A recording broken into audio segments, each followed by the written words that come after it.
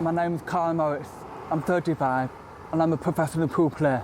Buy it, use it, break it, fix it, trash it, change it, melt, upgrade it, charge it, point it, zoom it, press it, snap it, work it, quick erase it, write it, get it, paste it, save it. Carl has got to the top of his game despite being profoundly deaf. I got into pool because of my dad. I used to play pool to a decent standard, and of course he introduced me to the game. And one day when I was 9, he took me down to the local club because there was a little competition on. Come first round, I got absolutely stuffed. And being the kind of guy that I am, I'm a very competitive guy. I was down there virtually every day, practicing just so that I wouldn't get stuffed again. I got to the final, and being runner-up, that was my first mini title, my first trophy, and I've still got it. It's about this big. It's got a little black 8 ball on the top, a cheap little plastic thing, very light, but it means a lot to me because it's the first thing that I won. And I think it was that moment where I became hooked. Carl was born hearing, but a bout of meningitis when he was 3 left him profoundly deaf. When people have disabilities, especially where sport is concerned, in many cases that disability hampers and restricts your ability to progress in that sport. But in pool, it's the complete opposite. Being deaf is a great thing, because pool is such a high-focus sport. When you get down to play a shot, you need to make sure that nothing puts you off. One of 100 times could happen, and if it happens at the moment you're just about to play that shot, it's got the potential to put you off. And of course, being completely deaf, once you get down, you focus on that shot. I've got a cochlear implant which I wear, in everyday life, but when I'm playing pool, it comes off. And while it's off, I can't hear a thing at all. Using deafness to his advantage, Carl went from strength to strength and was soon playing as a professional. When I was 16, I joined the Embassy UK tour, which is by far the biggest tour in the country at the time and the only way that you could turn professional. I went to my very first event. I played Das Ward. Das Ward was the current world champion at the time. He was the number 4 in the UK, and I beat him, even though I'd never played at a competition of that level before. So it was a brilliant feeling. Carl was just 21 when he played the tournament of his career. I absolutely annihilated everyone. I played Brewer in the final, the greatest name ever to live, because he'd been number 1 in the UK for 20 years. His name alone was enough to make people fall apart. And my dad said something very important to me. He said, nobody would have expected you in a million years to get this far, this quick. To take the pressure off yourself, go out there and enjoy a game. That's exactly what I did, because when I came back in, I played some of the biggest pool of my life. And the next thing I know, I was champion of the world.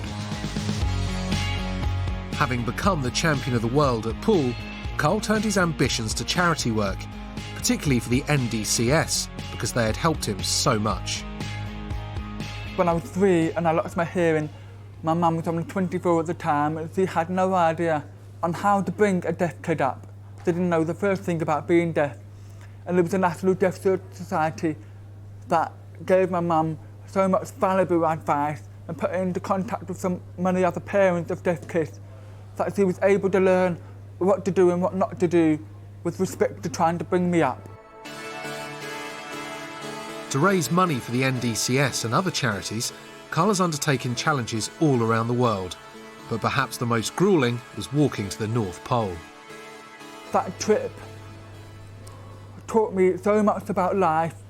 Every day I couldn't talk to people. We were covered up, 8-10 hours, regulated walking, going over the ice floes, making sure you don't drop and get wet. It was a brilliant, surreal, but very, very lonely trip. But I think it enabled me to look back on my life and see what was important and what was not. It doesn't matter whether you're deaf, blind or whatever. If you want something bad enough and are prepared to work for it, there's no reason why you can't achieve your dreams.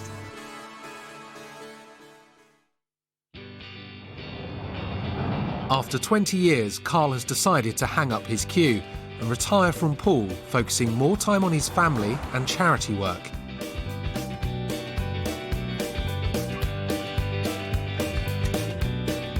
This morning, he gets a good breakfast before playing in his last ever professional tournament.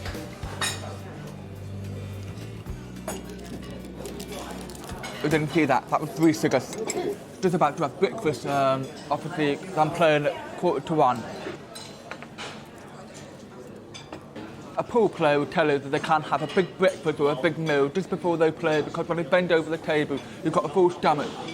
And they're not really focusing on the game, part of your mind is on your stomach. I've got a hearing dog called Alfie.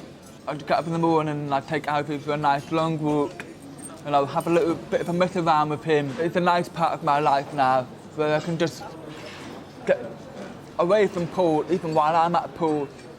So I'm gonna have a good breakfast now, go upstairs, relax, do a few things, and then get mentally prepared for what will probably be my last game of my pool career.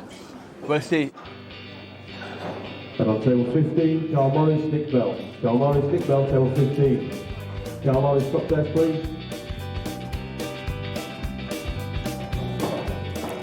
Just about to play my last match, playing the last 64 for the International Championships, and if I lose, that'll be my last ever match. If I win, I've got one more match after that. All the best, mate.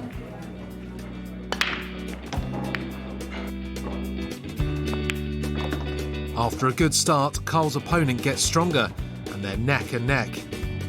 Of course, we all requirements, but what can you do? All you can do is just keep batting away. So that's what I'm doing, batting away. The game gets tactical, which should draw on Carl's strengths. That was a bit too technically difficult, but I managed to pull it off. Just.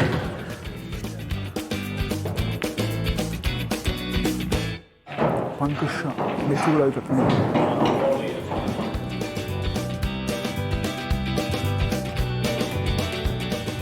But sadly, this time he is beaten. That's it, it's all over. After 20 years and maybe a million dreams of pool, that was my very last game.